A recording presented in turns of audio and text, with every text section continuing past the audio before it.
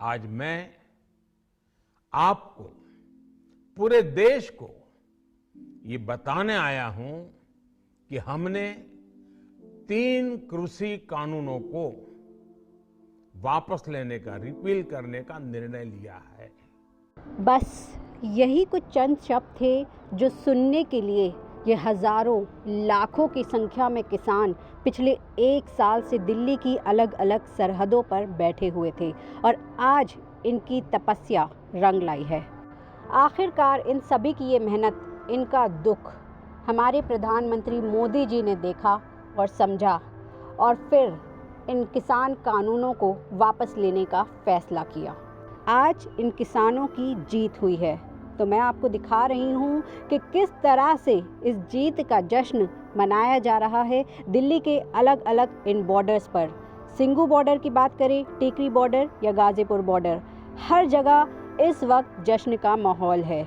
और देखिए किस तरह से जलेबी, बूंदी, मिठाई की यहाँ पर जो है तैयारी शुरू हो गई है और भाई हर किसान इस वक्त यहाँ झूम रहा है।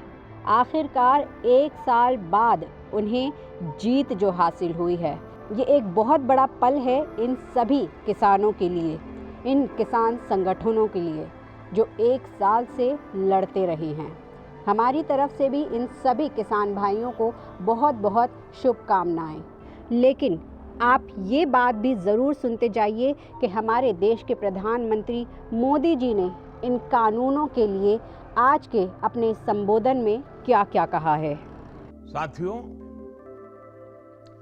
किसानों की स्थिति को सुधारने की इसी महाअभियान में देश में 3 कृषि कानून लाए गए थे। बरसों से ये मांग देश के किसान, देश के कृषि विशेषज्ञ, देश के कृषि अर्थशास्त्री, देश के किसान संगठन लगातार कर रहे थे।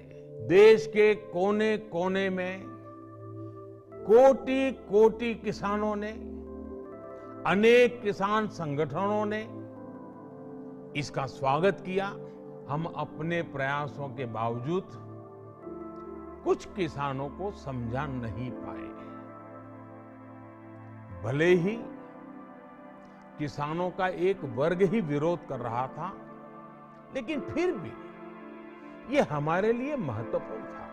साथियों, मैं आज देशवासियों से क्षमा मांगते हुए सच्चे मन से और पवित्र हृदय से कहना चाहता हूं कि शायद हमारी तपस्या में ही कोई कमी रही होगी, जिसके कारण